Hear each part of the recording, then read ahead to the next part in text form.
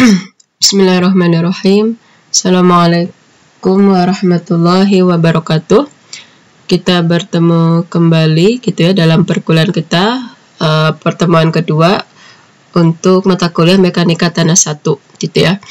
Masih di bab 1 tanah dan batuan. Sekarang kita akan masuk ke subbab analisa mekanis dari tanah, ayakan gitu ya. Karena nanti ada dua jenis analisa mekanis dari tanah, itu ada ayakan dan hidrometer gitu. Nah, analisa mekanis dari tanah adalah penentuan variasi ukuran partikel-partikel yang ada panah, di mana penentuan variasi ini dinyatakan dalam persentase dan berat kering total. Kenapa perlu dianalisa? Ya tadi ya, kita ingin menentukan variasi ya, distribusi dari ukuran partikel tanah.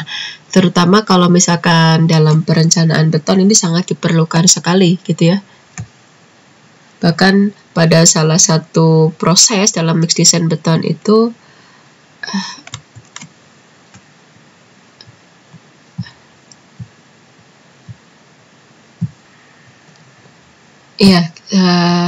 Oke, dalam analisis mekanis tanah ini ada dua cara yang digunakan. Pertama adalah analisa ayakan dan analisa hidrometer. Kenapa ada dua? Kalau analisa ayakan itu untuk tanah-tanah yang diameter partikelnya itu lebih dari 0,075 mm. Kalau kurang dari itu, maka dia menggunakan analisa hidrometer gitu ya. Nah, untuk pertemuan hari ini kita akan fokus membahas tentang analisa ayakan. Nah, analisa ayakan itu apa? Itu adalah suatu proses mengayak dan menggetarkan suatu contoh tanah melalui satu set ayakan, di mana lubang-lubang ayakan tersebut makin kecil, makin berurutan. Artinya ayakan itu punya nomor ya, ada nomor-nomornya. Nanti Anda silakan kalau mau lihat bisa ke prodi konstruksi bangunan ya, di labnya terutama nanti ada ayakan tuh di situ dari stainless kayak gitu ya. Nanti di ayakan itu ada apa namanya, ada nomor-nomornya seperti itu. Nah, ayakan nomor 4 ini, contoh kita ke ayakan nomor 4. Artinya nomor ayakan ini pun memiliki makna ya. Dikatakan nomor 4 artinya berarti dalam 1 inci, itu 1 inci itu 2,54 cm gitu ya. Kalau ada perseginya berarti 1 inci persegi 2,54 kali 2,54 cm ya. Ada 4 lubang kayak gitu ya. Berarti kalau nomor ayakan 6 berarti dalam 1 inci persegi ada 6 ayakan lubang ya. Berarti nomor ayakan itu semakin besar nomor ayakan, justru lubang-lubangnya makin kecil. Jangan terbalik ya.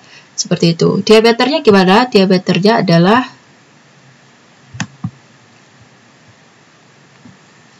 diameter lubang ayakannya seperti ini ya. Ini sudah disesuaikan sama tadi lubang setiap nomor itu dalam 1 inci persegi ya, seperti ini. Berarti batasan untuk ayakan paling kecil itu adalah 0,075. Tadi seperti tadi batasan ukuran saat menggunakan ayakan dan kapan menggunakan hidrometer, seperti itu.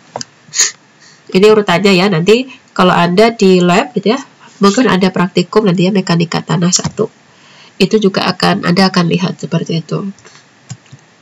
Nah, ini contohnya set ayakan itu ya. Berarti paling gede yang ini tuh, paling besar, lebih kecil lagi, lebih kecil. Ya, seperti itu. Hingga ini yang paling kecil sekali, nomor 200. Nah, ini paling bawah tuh adahnya ya. Berarti dia solid buat nampung tadi yang lolos ayakan 200 yang nantinya akan diuji menggunakan hidrometer. Nah, ini juga kalau dipasang seperti ini mesinnya ya. Kita menggunakan ayakan US standard ya.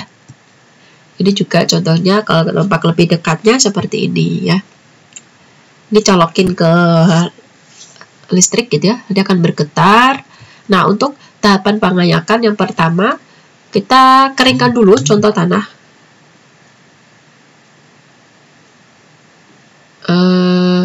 Kalau kalau misalkan pengeringan tanah ini tanahnya misalkan dalam kondisi basah dan sebagainya, maka harus dikeringkan dulu karena kan mau diayak, nggak bisa diayak dong.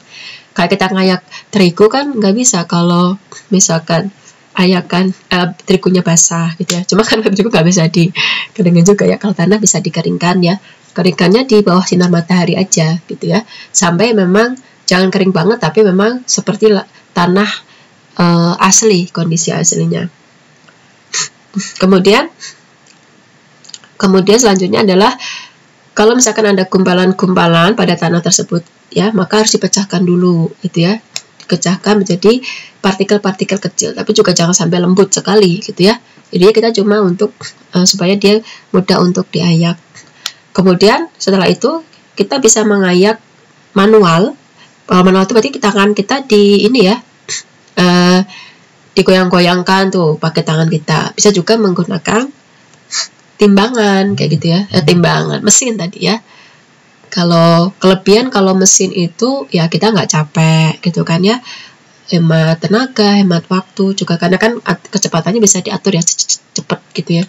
Cuma memang kekurangannya kalau yang mesin kadang kurang detail kali ya, kurang teliti. Makanya memang di ending nanti setelah mesin biasanya disempurnakan lagi dengan manual, dengan tangan ya, terutama untuk batu-batu yang sebenarnya bisa turun ke bawah, maaf tanah-tanah bisa turun ke bawah, tapi karena ya kesangkut dan sebagainya gitu ya, makanya kita nanti bantu dengan tangan ya, dipegangin, masuk-masukin kayak gitu.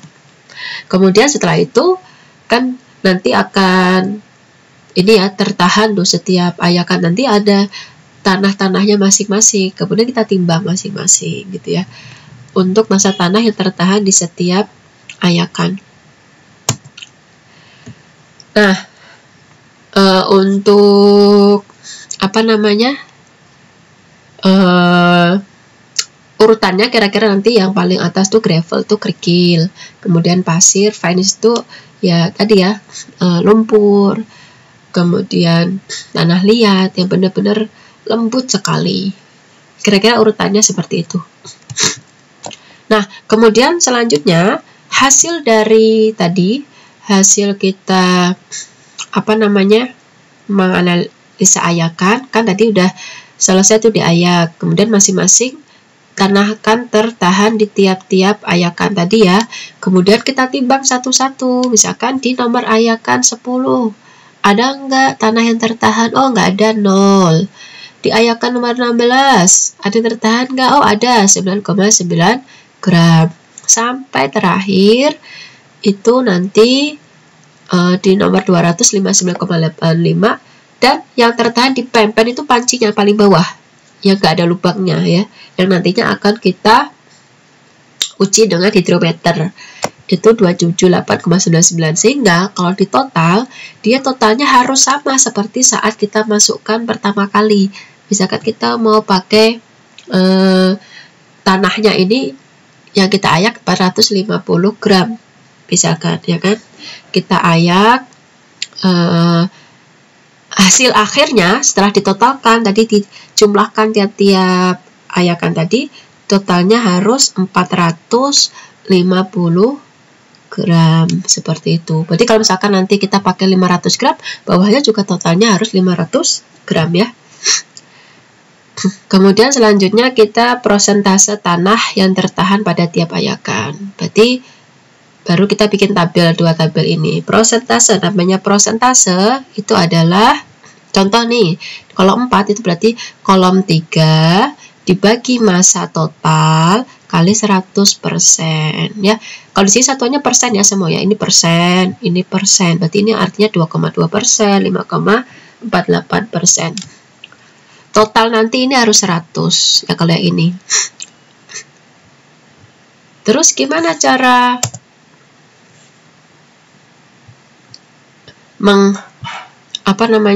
menghitungnya gitu ya. Nah, begini caranya. Berarti yang pertama, ada 9,9 dibagi 450 itu siapa? Totalnya kali 100, 2,2%. Hitung semuanya, 24,65 400 per 450 kali 100, berarti 5,4. dan seterusnya ya, nanti hasilnya akan sama. Dan ingat, total ini, hasil persentase ini harus 100%.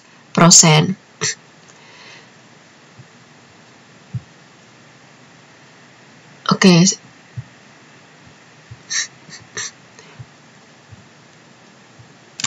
Kemudian selanjutnya